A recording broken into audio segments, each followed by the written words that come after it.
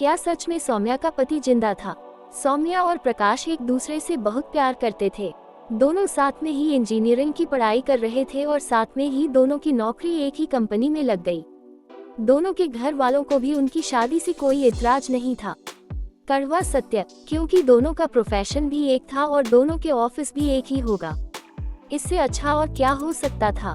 दोनों मिलजुल कर अपना पारिवारिक जीवन बहुत अच्छे से संभाल सकते थे और साथ में अपनी नौकरी भी। प्रकाश और सौम्या के घर वालों ने दोनों की शादी कर दी और दोनों बहुत खुश थे। कुछ दिन ससुराल में बिता के प्रकाश और सौम्या बेंगलुरु चले गए, जहां उनकी नौकरी थी। अब प्रकाश और सौम्या अपनी शादीशुदा जिंदगी को अच्छे से एंजॉय कर रहे थे और साथ ही साथ अपनी नौकरी को भी। इसी तरह से दिन गुजर रहे थे और प्रकाश और सौम्या की शादी को लगभग 1 साल हो गया।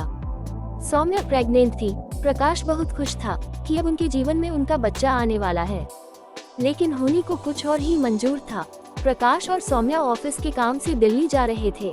जिस ट्रेन से वह जा रहे थे उस ट्रेन का एक्सीडेंट हो गया, जिसमें काफी लोग मारे गए। सौम्या घायल हो गई थी, लेकिन बच गई थी। लेकिन प्रकाश का कोई अता पता नहीं चल रहा था। प्रकाश को काफी ढूंढा गया, लेकिन वह नहीं मिला। सब लोगों ने प्रकाश को मरा हुआ मान लिया और जिन लोगों की पहचान नहीं हो पाई थी, उनमें से ही एक शव प्रकाश का मान लिया गया था और रेलवे ने भी प्रकाश को मृत घोषित कर दिया। सौम्या के माँ बाप और सास ससुर बहुत दुखी थे। सौम्या जब इस हादसे के बाद थोड़ा स्थिर हुई तो उसके सास ससुर और माँ बाप ने बोला कि अब प्रकाश तो इस दुनिया में रहा नहीं। लेकिन सौम्या इस बात को मानने को तैयार नहीं थी। उसका कहना था प्रकाश की बॉडी नहीं मिली, वह जिंदा है। सौम्या के माँ बाप और सास ससुर का कहना था कि अगर वह जिंदा होता तो कहीं ना कहीं तो मिलता। हम लोगों ने हर जगह ढूंढा, वह कहीं नहीं मिला। कुछ शवों पहचाना नहीं जा सका था, इतने खराब हो गए थे और उनमें से एक शव प्रकाश का हो सकता है और रेलवे ने भी यही बोला, इसलिए अब तुम भी मान लो कि प्रकाश इस दुनिया में नहीं है। अगर वह होता तो क्या घर वापस नहीं आता?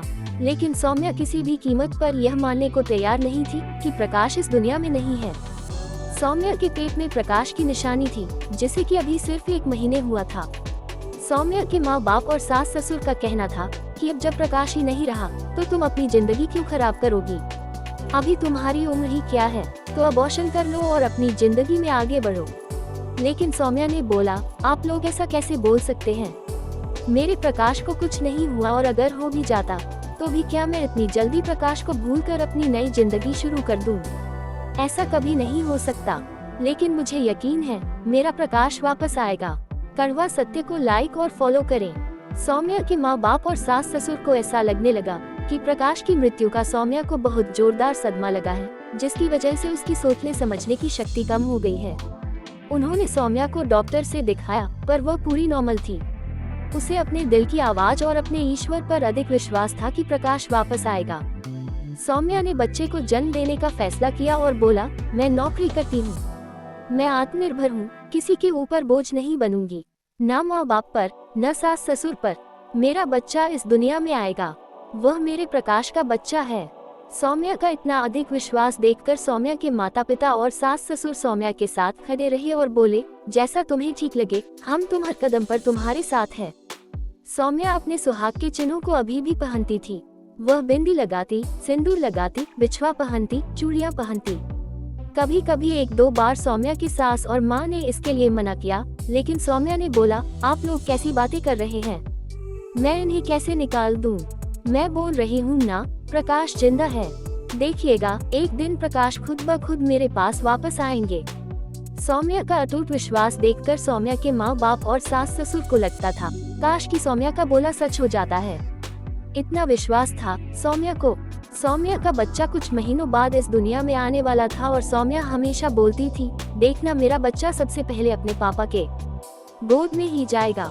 सौम्या के माँ बाप और सास ससुर बहुत दुखी होते थे सौम्या के विश्वास को देखकर कि जब उसका यह विश्वास टूटेगा तो सौम्या कितनी टूट जाएगी।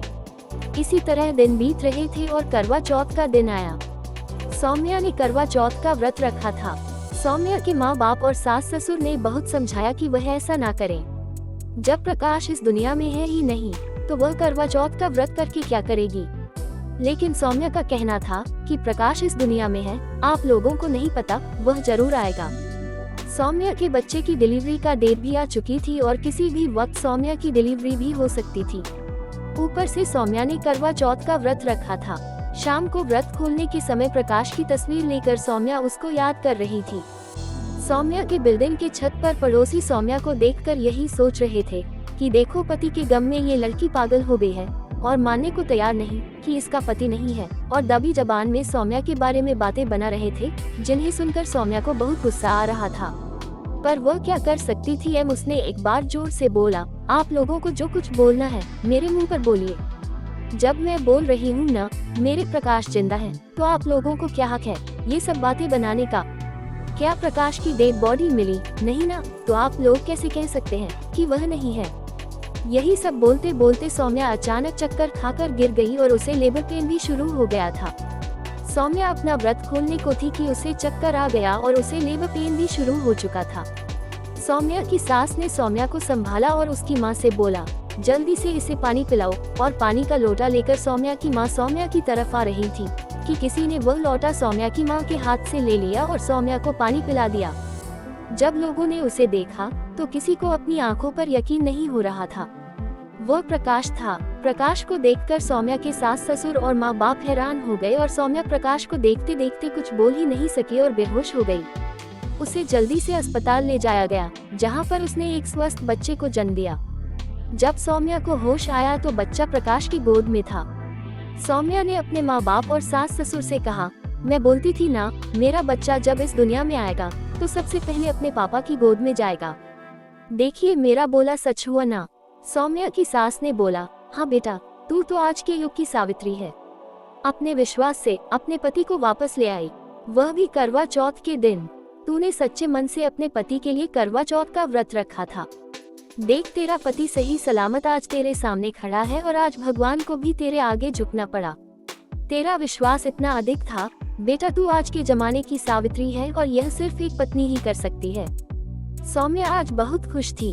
उसका परिवार वापस बन गया था और सारे बिल्डिंग के लोग, पड़ोसी, रिश्तेदार हैरान थे कि यह अजूबा कैसा हो सकता है। प्रकाश ने बताया कि उस दिन ट्रेन एक्सीडेंट के वक्त वह ट्रेन से गिरकर बहुत नीचे लुढ़क गया था और बगल में नदी बह रही थी जिसमें वह गिर गया था।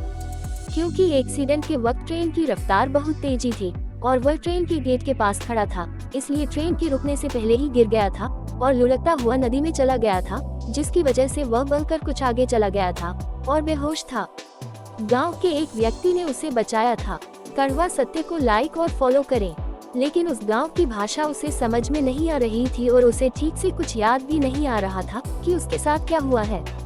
थोड़ा बहुत कुछ याद था। वह गांव वालों की भाषा नहीं समझ सकता था और गांव के लोगों को हिंदी अंग्रेजी नहीं आती थी, क्योंकि ज्यादा वह पढ़े लिखे नहीं थे और ट्रेन एक्सीडेंट थोड़ी दूर आगे जाकर हुआ था और वह पहले ही गिर गया था, इसलिए गांव के किसी व्यक्ति को शक भी नहीं हुआ कि वह उसी ट्रेन के हादसे से का शिकार हुआ है। वह गांव बहुत ही बहरों में था, जंगलों के बीच, इसलिए शहर से उसका कोई कांटेक्ट नहीं था और वहाँ के लोग बहुत ही सीधे साधे और गरीब थे और प्रकाश काफी घायल हो चुका था। उसे ठीक से कुछ याद भी नहीं आता था और उससे चला भी नहीं जा रहा था। न ही उसे अपना घर का मोबाइल नंबर याद था। कोई जरिया नहीं बचा था कांटेक्ट करने का और उनकी भाषा प्रकाश की समझ में नहीं आती थी और ना प्रकाश की भाषा उनकी समझ में आती। लेकिन उन लोगों ने प्रकाश की बहुत सेवा की थी और प्रकाश धीरे धीरे ठीक हो रहा था। उसे जो कुछ थोड़ा बहुत याद था, वक्त के साथ पूरा याद आते जा रहा था कि कैसे हुआ ट्रेन से नीचे गिर गया था और जब तक वह ठीक हुआ तब तक उसे सब कुछ ठीक से याद भी आ गया और सबसे पहले उसे सौम्या का ध्यान आया और सौम्या के पेट में पल रहे अपने बच्चे का। प्रकाश ने जब डेट देखा तो पता चला 8 महीने बीत चुके हैं और वह घबराता हुआ उन लोगों का शुक्रिया अदा करता हुआ शहर की तरफ भागा। कड़वा सत्य, उसके पास पैसे भी नहीं थे। उन लोगों ने थोड़ी बहुत पैसों से मदद कर दी, जिससे वह शहर के स्टेशन तक तो आ गया, लेकिन उसके बाद उसने अपने ऑफिस फोन करके सारी बातें बताई, क्योंकि प्रकाश के ऑफिस का फोन नंबर गूगल पर आसानी से मिल गया। बाकी कोई नंबर उसे याद नहीं थे और उसका फोन टूट चुका था जिसमें सारे नंबर सेव थे। प्रकाश के ऑफिस ने तुरंत उसके लिए मदद भेजी और वह आज अपने घर पहुंच चुका था।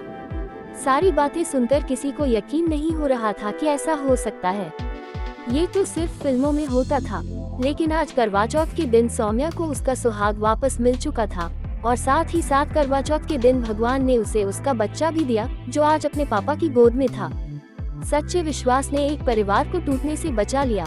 आज सौम्या के माँ बाप, सास ससुर और सारे रिश्तेदार, पड़ोसी एक ही बात बोल रहे थे कि कलयुग में भी सावित्री होती है, और हमने देखा है सौम्या के रूप में। सौम्या को आज अपनी किस्मत पर यकीन नहीं हो रहा था और अपने विश्वास की जीत देख सौम्या के पास कुछ भी बोलने के लिए शब्द नहीं थे। सौम्या बार बार अस्पताल के बेड से ईश्वर का धन्यवाद कर रही थी।